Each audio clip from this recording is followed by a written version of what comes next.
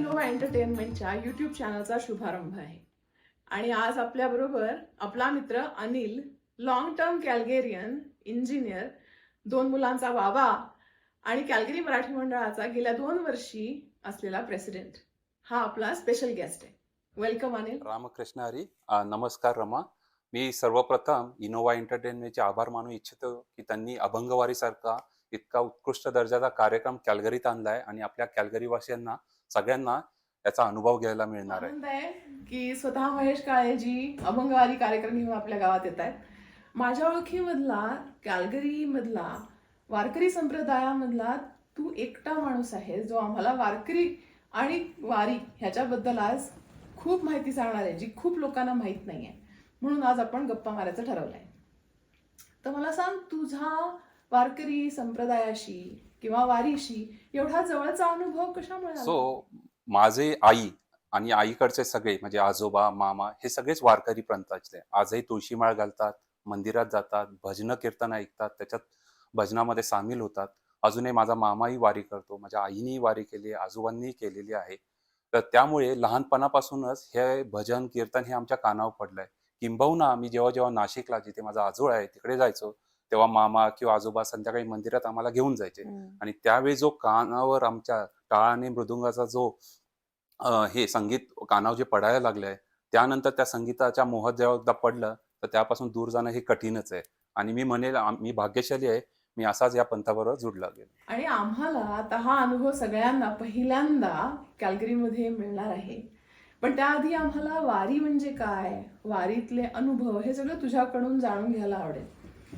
तर तू आम्हाला सांगशील का की वारी ही कुठून कुठे जाते आणि ती किती दिवस असते आणि त्या वारीमधले काही अनुभव? नक्की. वारी म्हणाल तर आषाढी एकादशी ही जी असते, ही सगळ्यात मोठी एकादशी असते. त्यावेळी बऱ्याचशा वारी कार्तिकी एकादशीलाही येतात. पण सगळ्यात महत्त्वाची वारी ही मोठी असते ती आषाढी एकादशीला. तर साधारणतः 21 दिवस आधी 2 पालख्या निघतात. बऱ्याच पालख्या ह्या वेगवेगळ्या गावांमधून पण येतात. पण सगळ्यात महत्त्वाच्या ज्या 2 पालख्या असतात, एक ज्ञानेश्वर माऊलींची पालखी, जी आळंदीपासून सुरुवात करते आणि साधारण 240 किलोमीटरचं अंतर पार पाडत ती पंढरपुरात पोहोचते. आणि दुसरी आहे तुकोबा महाराजांची पालखी, जी देहूतून सुरुवात करते आणि त्यांचा एक मार्ग आहे, ती येत पंढरपूरला येते. ह्या ज्या दोन्ही पालख्या आहेत, पंढरपुरापासून जे 5 किलोमीटर आधी एक गाव आहे वाखरी म्हणून, त्या गावाच्या इथे त्या एकत्र होतात आणि मग तिथून पुढे ते एकत्र प्रवास करतात, जो आदला दिवस असतो. तर वारी म्हणाल तर साधारणतः 21 दिवस आधी, म्हणजे आषाढी एकादशीच्या 21 दिवस आधी हे लोक आळंदी किंवा देहू किंवा इतर गाव जसे ज्या डिस्टन्सनुसार असतात, त्यांच्या त्या अंतरानुसार की जसे की त्या तारखेला पंढरपुरात पोहोचतील अशानुसार चालतात. पण मी जे आतापर्यंत 3दा वारी केलेली आहे, तिन्ही वेळा मी ज्ञानेश्वर महाराजांच्या माऊलींच्याच पालखी बरोबर गेले आहे. इथे पालखी माऊलींची पालखी म्हटली की ज्ञानेश्वर महाराजांची, आणि तुकोबांची म्हटली की जी देहूवरून येते अशी पालखी. साधारणतः म्हणजे वाखरीपर्यंत पोहोचेपर्यंत माझ्या मागच्या अनुभवानुसार 10 लाख, साधारण 1 मिलियन पेक्षा जास्त लोक त्या गावात जमलेले असतात. साधारणतः 10 ते 15 किलोमीटर हे अंतर ते दररोज पार पडतात. खूप शिस्तबद्ध, म्हणजे आपल्याला वाटत असेल की या तळागाळातला माणूस येतो, म्हणजे पूर्वी जसं म्हणाल काही वर्षांपूर्वी सगळ्यात जास्त लोक हे शेतकरी किंवा ह्याच्यातलेच सामील व्हायचे. पण मागच्या 8-10 वर्ष 15 वर्षाच्या काळात तुम्ही बघाल तर हा आपला मीडिया किंवा सोशल मीडिया किंवा सुशिक्षित माणूस सुद्धा ह्या वारीकडे वेगळ्या नजरेने बघायला लागलाय. तो त्याच्यात सामील व्हायला लागलाय. संसार आणि ह्याच्यात सगळ्या रहाटगाडग्यात सगळ्यांनाच 15-21 दिवस हे शक्य होत नाही. पण जो तो आपापल्या परीने कोण 2 दिवस 4 दिवस असेही जुळतात. पण वारी ही खूप शिस्तबद्ध असते. जेव्हा तुम्ही त्याच्यात याल तेव्हा तुम्हाला कळेल. आणि मी तर म्हणेल नक्कीच ज्याला शक्य असेल तुम्ही नक्कीच 1 दिवस का होईना हा वारीचा अनुभव घेतलाच सांग पाहिजे. मला, 21 दिवस नाही जमले तर त्यात किंवा 250 किलोमीटर अंतर चालायची सगळ्यांची क्षमता असते असं नाही, तर त्यातले 4 दिवस त्यातलं 40 किलोमीटर अंतर चालणं अशी पण सोय असते? हो. बेसिकली आता मी माऊलींच्या पालखीचं उदाहरण देईल. पालखी जी असतो, जो रथ असतो, तो रथ चालत असतो. त्याच्या पुढे क्रमांक असतात. दिंडी क्रमांक 1, दिंडी क्रमांक 2, दिंडी क्रमांक 3. तसाच पालखीच्या मागे, दिंडीच्या मागे पालखी क्रमांक 1, 2, 3, 4, 5. दिंडी म्हणजे काय? तो साधारणतः एक ग्रुप असतो. तो ग्रुप म्हणजे पूर्वीपासून कुठले काही भजन करणारे महाराज असतील, कुठल्या गावाचे असतील, त्यांना एक तो स्थान मिळालंय पालखीतलं. त्या स्थानानुसार ते चालत राहतात.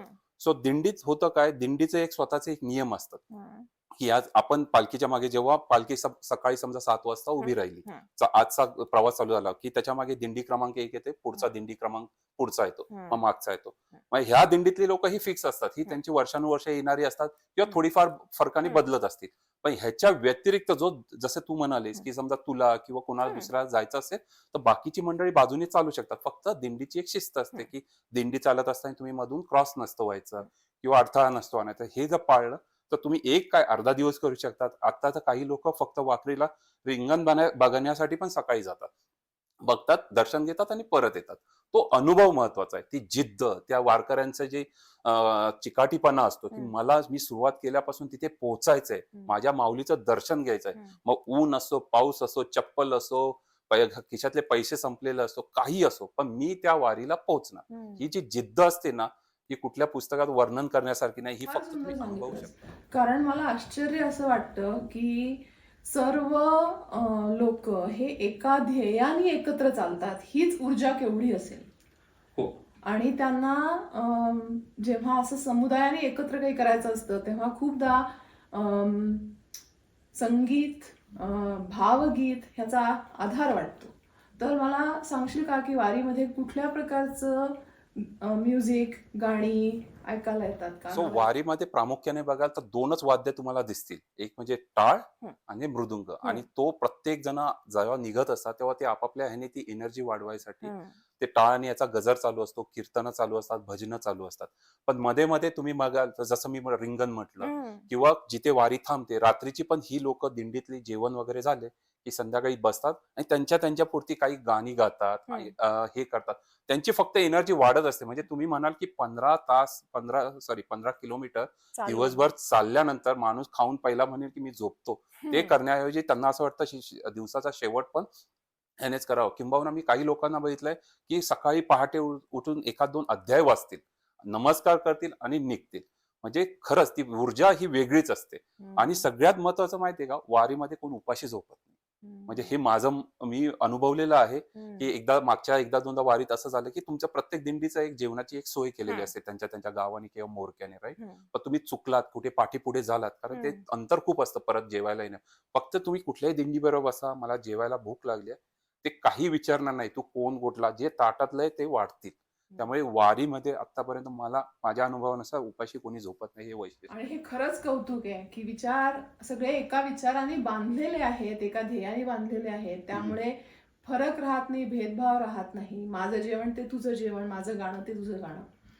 मला एक सांग, ह्यांची सेवा शुश्रूषा म्हणजे मी विचार करते स्वतः एवढं चालत असताना पायाला कुठे ठेच काढलं, बूट चावला, तर अशी सेवा शुश्रूषा कोण सो करतं? शासनातर्फे काही माफक सेवा आहेत, पण होतं काय, की हा समुदायच एवढा मोठा आहे, की जसं मी म्हटलं एका वेळी जर लाईनअप जरी झालं, तर काही किलोमीटरचं लाईनअप असतं ते.